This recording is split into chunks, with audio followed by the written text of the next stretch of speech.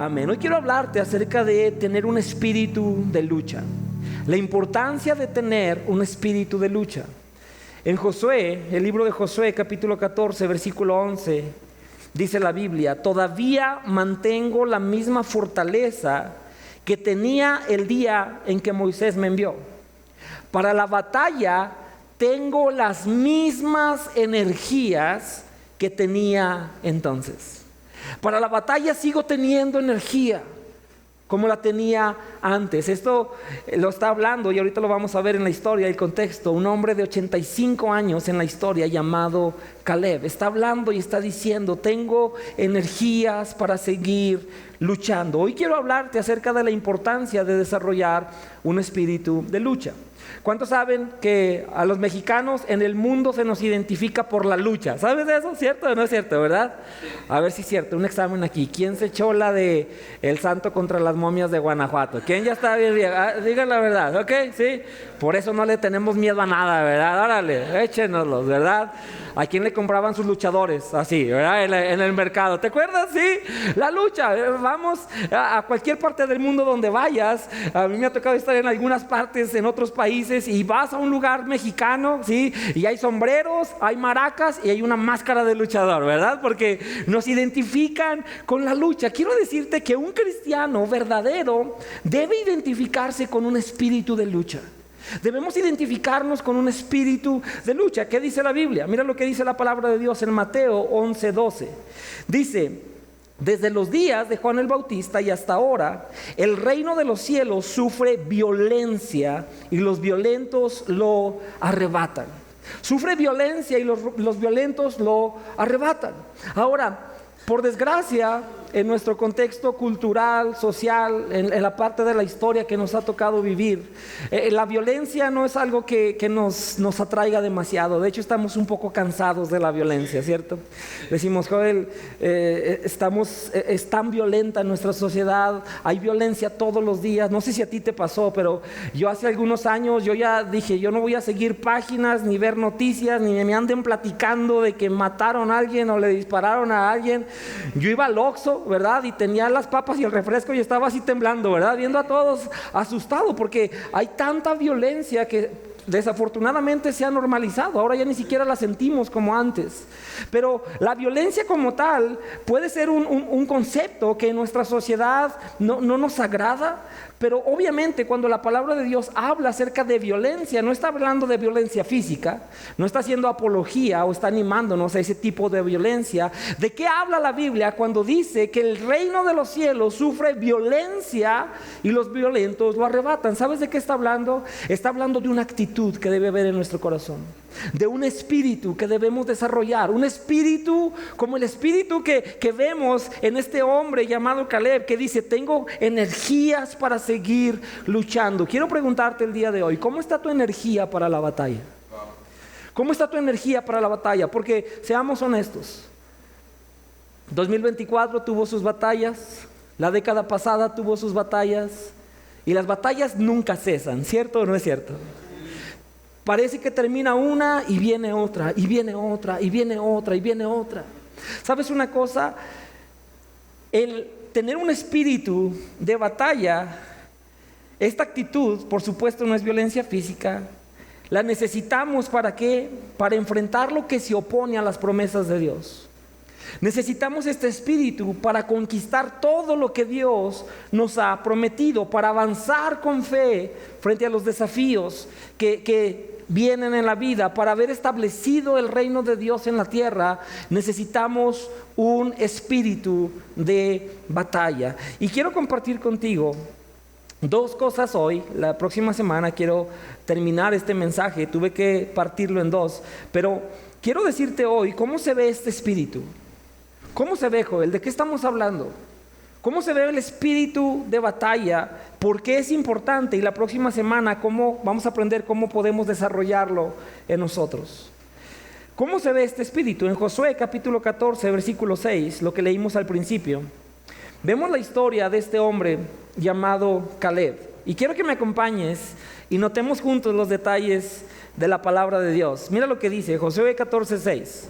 Dice: los descendientes de Judá se acercaron a Josué en Gilgal Y el kenicita Caleb, hijo de Jefone, pidió a Josué: acuérdate de lo que el Señor le dijo a Moisés, hombre de Dios, respecto a ti y a mí en Cades Barnea. Yo tenía 40 años cuando Moisés, siervo del Señor, me envió desde Cades Barnea para explorar el país, y con toda franqueza le informé de lo que vi. Mis compañeros de viaje, por el contrario, desanimaron a la gente y le infundieron temor, pero yo me mantuve fiel al Señor mi Dios. Y ese mismo día Moisés me hizo este juramento: la tierra que toquen tus pies será herencia tuya y de tus descendientes para siempre, porque fuiste fiel al Señor mi Dios.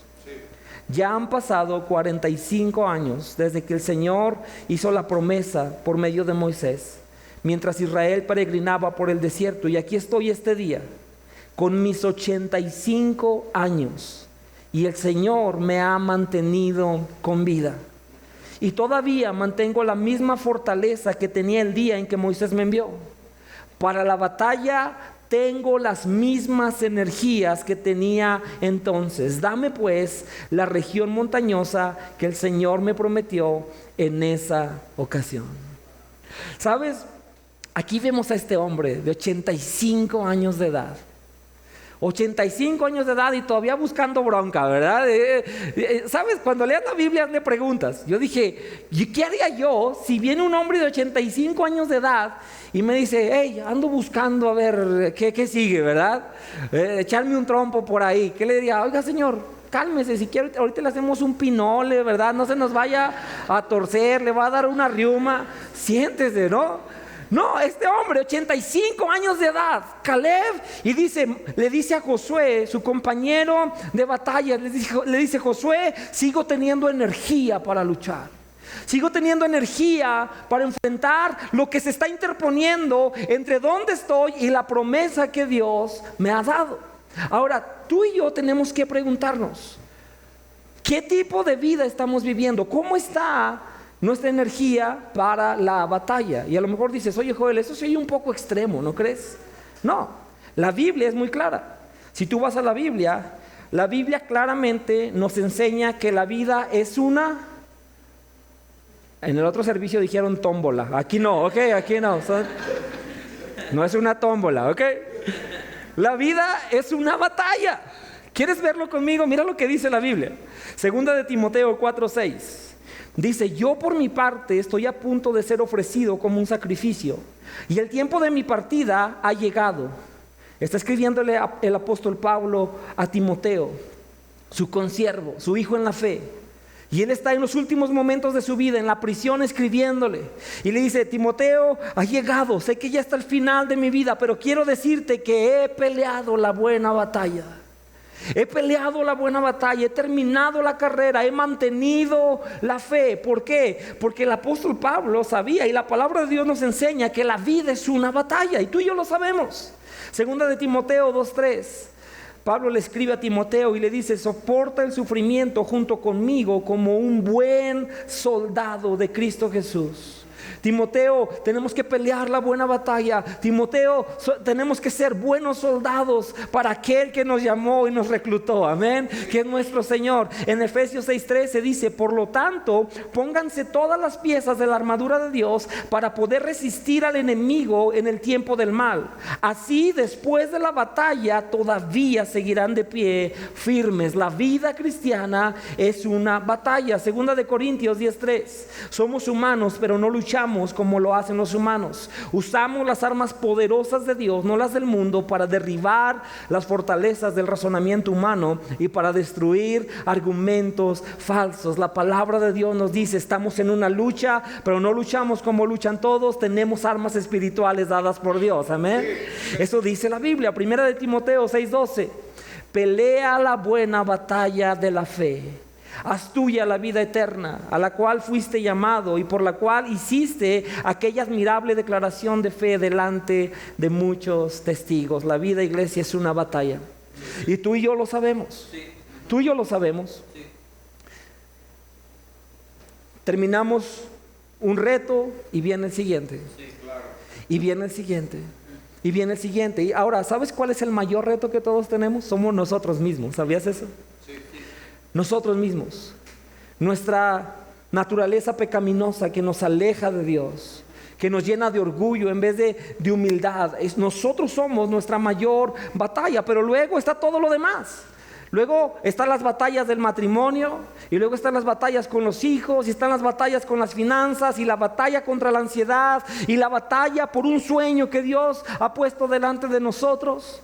La batalla por seguir construyendo el reino de Dios que somos llamados a construir. La vida es una batalla. En esta historia que leemos en Josué capítulo 14, acabamos de ver a un hombre de 85 años que entendía eso.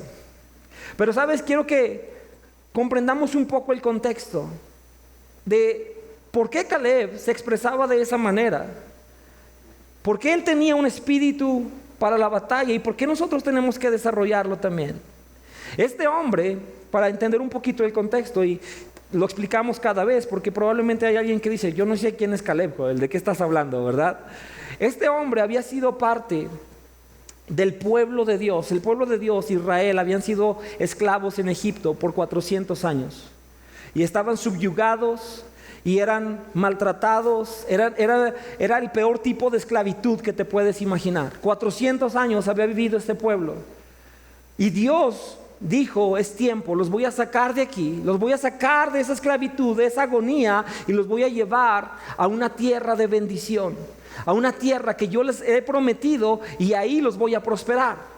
Y sabes, Dios cumplió su palabra y los sacó de esa esclavitud con muchas señales y manifestaciones de su poder, y los llevó a través del desierto rumbo a la tierra prometida, era Canaán, la tierra de Canaán. Y les dijo: yo voy a pelear las batallas por ustedes, yo voy a expulsar a sus enemigos delante de ustedes para que ustedes puedan tener esa tierra. El pueblo salió liderado por un hombre llamado Moisés. Llegaron a la frontera de la tierra prometida, y era tiempo de conquistar la tierra como Dios los había dicho. Pero en ese momento, dice la Biblia, puedes leer esto y te animo a que lo leas en Números capítulo 13 en la Biblia. Dice la Biblia que estando ahí, Moisés toma a 12 hombres. Ese pueblo estaba conformado por 12 tribus. Tomó a uno de cada tribu y les dijo: quiero que vayan y que exploren la tierra. Quiero que vayan y nos den un informe de cómo es la tierra, a qué nos estamos enfrentando aquí. Entre esos 12 hombres estaba este hombre llamado Caleb. Y dice la Biblia que Caleb y el otro, Josué, los dos que están conversando en esta historia bíblica, dice la Biblia que fueron. Y luego fueron 10 más. Y cuando fueron, descubrieron dos cosas. Número uno, descubrieron que lo que Dios había dicho era verdad, y era mucho más de lo que habían imaginado. Porque llegaron a la tierra, y la tierra era tan próspera, era una tierra tan buena. Ve y lee el relato bíblico, pero dice la Biblia que tuvieron que traer un racimo de uvas, unas uvas, cargando un solo racimo entre dos, ¿ok?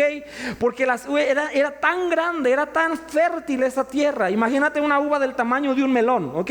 Que entre dos venían cargando ese producto, porque era una tierra tan fértil. En otras palabras, descubrieron que lo que Dios les había prometido era verdad, y era mucho más de lo que habían imaginado. Amén, iglesia.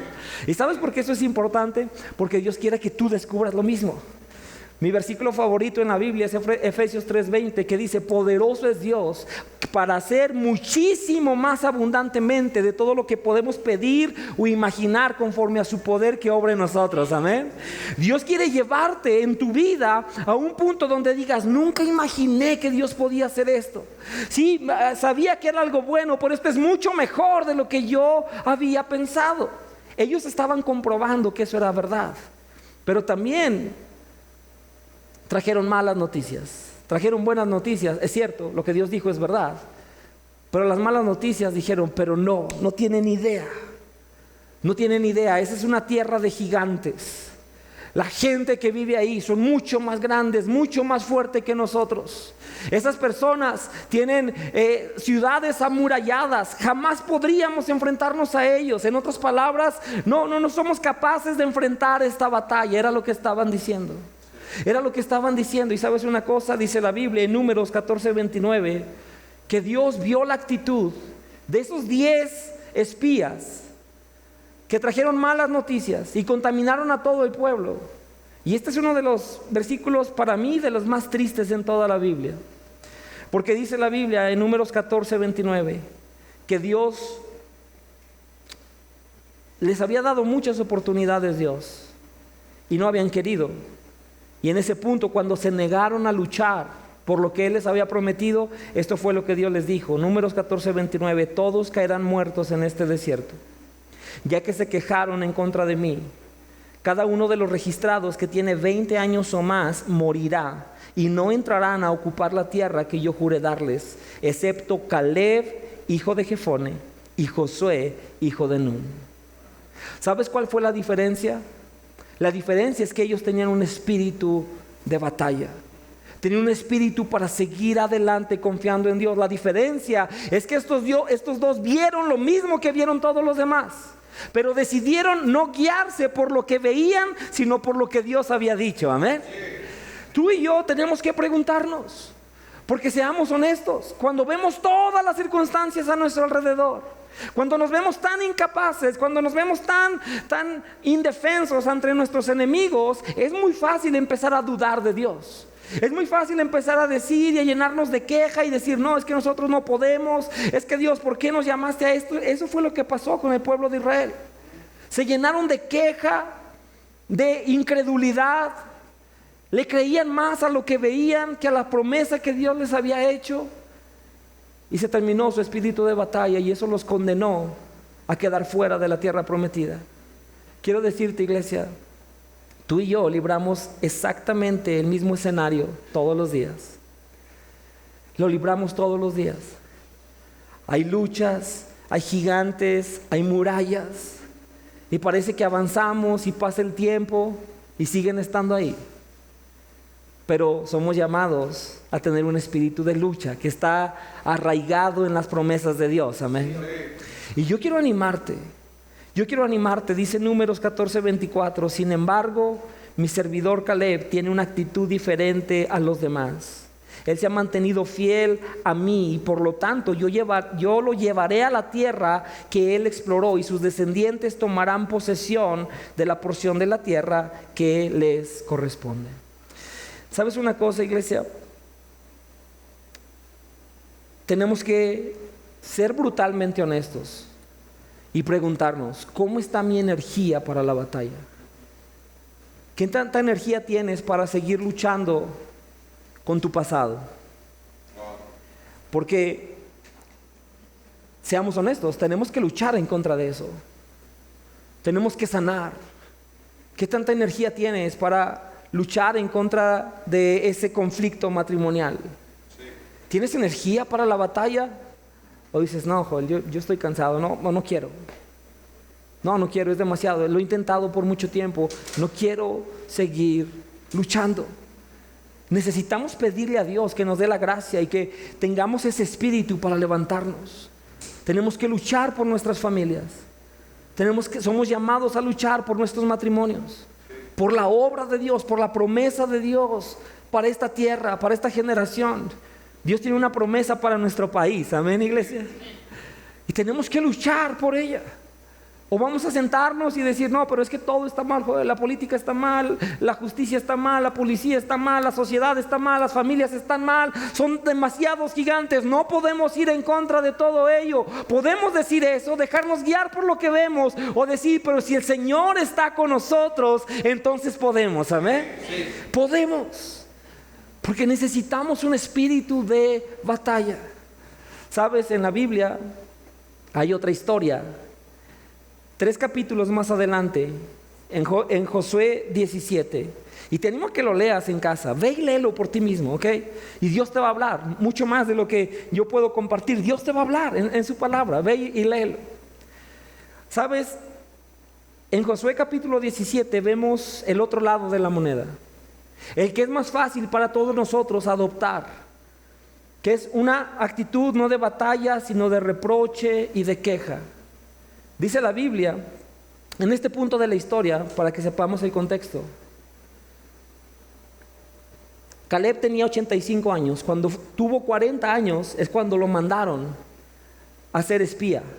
Y cuando Dios dijo: nadie de los adultos de esta generación va a entrar. Y luego fueron al desierto otra vez y anduvieron 30 y tantos años en el desierto hasta que pasó toda la generación. Y luego regresaron a la tierra prometida y empezaron a luchar. Y habían pasado más de 30 batallas y varias campañas militares que habían enfrentado. ¿Para qué? Para conquistar la tierra. Y ahora ya tenían una gran porción de tierra y le empezaron a repartir entre toda la gente de acuerdo a las tribus del pueblo de Israel. Y a cada uno le dieron su parte. Y esta tribu, la tribu de José, mira lo que pasó con ellos. Dice Josué 17:14. Las tribus de José reprocharon a Josué, que era el líder ahora. Moisés ya no estaba, había muerto. ¿Por qué nos has dado solo una parte del territorio? Ese era su reproche. ¿Por qué? Nosotros somos numerosos y el Señor nos ha bendecido ricamente. Y entonces Josué les respondió: ya que son tan numerosos y encuentran que la región montañosa de Efraín es demasiado pequeña para ustedes, había una inconformidad en ellos. Dice: entonces vayan a la zona de los bosques que están en el territorio fereceo y refaíta y limpien el terreno para que habiten allá. Los descendientes de José replicaron: la región montañosa nos queda muy pequeña, y los cananeos que viven en el llano poseen carros de hierro, tanto los de Betseán y sus poblaciones como los del valle de Jezreel. ¿Sabes? Aquí vemos el otro lado de la moneda, porque esta gente estaba insatisfecha, pero sin ganas de pelear. No tenían un espíritu de pelea. Dijeron: no, es que esto no puede ser todo. No, aquí ya no cabemos, es incómodo, esto no nos gusta. Sí, Dios ya nos dio esto, qué bueno, pero no, debe haber algo más para nosotros. Y Josué les dice: claro que hay más. Ahí está el territorio, es todo de ustedes, Dios se los prometió, vayan y tómenlo. Y ¿sabes qué hicieron? No, pero tienen carros de guerra la gente que habita ahí. Tenemos que ir a pelear, esa batalla va a ser brutal. ¿Será que podemos o no podemos? Tenían una actitud de duda, una actitud indispuesta para seguir peleando. ¿Sabes? Tú y yo tenemos que preguntarnos: ¿cómo está nuestro corazón? Es mucho más fácil quejarnos, iglesia. Es mucho más fácil hacernos víctimas, estar inconformes, pero no solamente tener la insatisfacción, sino no estar dispuestos a determinarnos. Mira, quiero que notes la diferencia. Caleb, él también estaba insatisfecho. Porque ya habían conquistado parte de la tierra, ya les habían asignado una parte de la tierra. Pero ¿sabes una cosa? Él le dice a Josué, le dice: pero Dios me dijo que toda esa región iba a ser mía. La región más próspera, la región más abundante. Hace 45 años, Josué, Dios me lo dijo. Y yo voy a creer, no me voy a conformar con lo bueno que tengo. Quiero todo lo mejor que Dios tiene para mí. Amén. Sí. Una insatisfacción, pero con determinación. Sí. ¿Sabes? La tribu de José también estaban insatisfechos. Estaban insatisfechos. Es que no cabemos aquí, es que esto no es suficiente, es que debe haber más para nosotros. Pero no tenían determinación. ¿Y sabes en qué termina eso? Eso termina en frustración. Y yo te pregunto: ¿estás satisfecho con el lugar donde estás? ¿Estás dispuesto a vivir otro año de la misma manera, cayendo en los mismos pecados, teniendo ese mismo matrimonio que no se disfruta sino que se sobrevive? Seguir hundido en una ruina financiera, seguir hundido en la ansiedad, en la depresión, seguir escuchando de cómo Dios bendice a otros y usa a otros, les abre puertas a los demás, pero a ti no. ¿Estás insatisfecho? Determínate y dile a Dios, dile: Señor, ayúdame, porque quiero seguir teniendo energía para librar las batallas que tú me llames a librar. Amén. Sí. Y luego vamos a aprender cómo se libran esas batallas. A lo mejor tu batalla es confesar algo que nunca has confesado. Es humillarte como nunca te has humillado antes. Es pedir perdón. Yo no sé cuál es tu batalla, pero todos tenemos batallas que librar. ¿Sabes una cosa? ¿Por qué es importante tener este espíritu? Porque ese es el espíritu que se necesita para llegar a las promesas que Dios tiene para nosotros, iglesia. Solamente las personas que tienen ese espíritu logran ver las promesas que Dios les ha dado. La mayoría se queja, es más fácil quejarse. La mayoría decide creer más en lo que ve que en lo que Dios ha dicho. Y la mayoría no entra a la tierra prometida. ¿Sabes?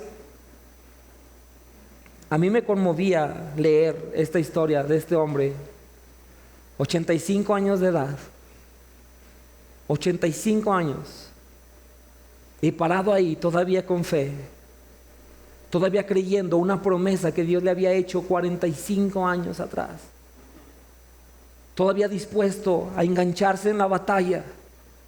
¿Por qué? Porque sabía que la batalla no dependía de él, sino de Dios. Amén. Sí. Yo no sé si te ha pasado eso, pero vemos a este hombre y ¿sabes qué? Estaba ahí con Josué y le dice: Josué, han pasado 45 años, tengo muchas cicatrices de tantas batallas que hemos librado. La mayoría se quedó en el camino, muchas cosas salieron mal, muchas cosas no salieron como debieron haber salido. Quizá gente lo decepcionó.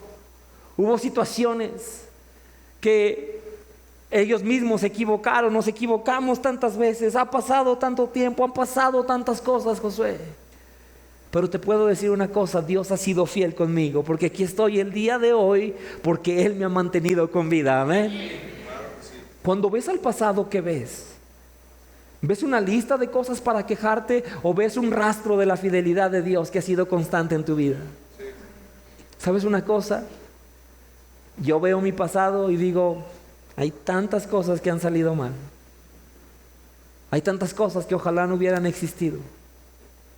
Ojalá mi esposa y yo nunca hubiéramos tenido que haber llegado a la violencia física. Ojalá la pornografía no hubiera robado tantos años de intimidad y de gozo y tantas bendiciones. Ojalá mi hija nunca nos hubiera visto pelear. Ojalá nunca hubiera dicho esas palabras. Ojalá esas personas nunca me hubieran traicionado. Ojalá me hubieran enseñado de una manera diferente. Ojalá no hubiera sufrido todo esto. ¿Sabes? Vemos atrás y hay tantas cosas, hay tantas batallas. Hay tantas batallas que hemos librado. Y hablo de ustedes y yo y todos, porque tú tienes tu historia, tú tienes tu testimonio. Y estoy seguro que si ves atrás puedes ver todo eso. Pero ¿sabes una cosa? Este hombre, 85 años de edad, decía: pero no se me ha olvidado la promesa que Dios me dijo. No he olvidado la promesa que Dios declaró sobre mí y mis descendientes. Yo te pregunto, ¿tienes una promesa de Dios? Y si no crees que la tienes, hay una promesa de Dios para ti. Dios te da una promesa. Él promete darte una vida nueva, una vida abundante, una vida eterna. Él promete estar contigo. Él promete una vida abundante aquí en la tierra, una vida abundante, una vida eterna con Él, el día que nos llame a su presencia. Él promete una vida de plenitud, de satisfacción, sí, de batallas, pero de victorias, porque Él promete siempre luchar la batalla por nosotros. Amén, iglesia. ¿Sabes una cosa? Hay promesas de Dios para ti. La pregunta es: ¿cómo está tu espíritu para la batalla? ¿Tienes energía? Y quiero decirte una cosa: cansarnos no es pecado, ¿ok? Todos nos cansamos. Todos. La pregunta es: ¿cómo nos fortalecemos nuevamente para seguir avanzando? ¿Cómo nos fortalecemos de nuevo? Y la respuesta está solamente en el Señor nuestro Dios. Amén. Y de manera práctica, ¿sabes cómo se ve eso? Orando. Por eso oramos.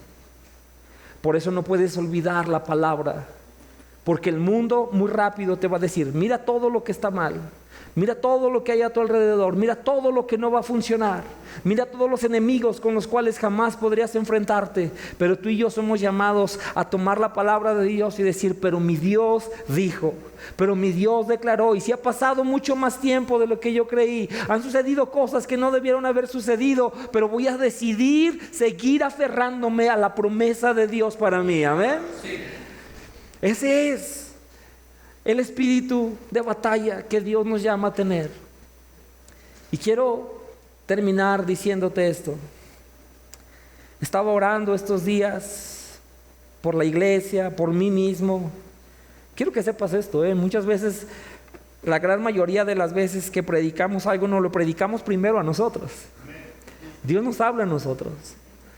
Y el día de hoy te estoy predicando a ti, pero me estoy predicando a mí también. Y sabes, estaba orando y decía, Señor, ¿cuántos guerreros cansados hay en tu pueblo?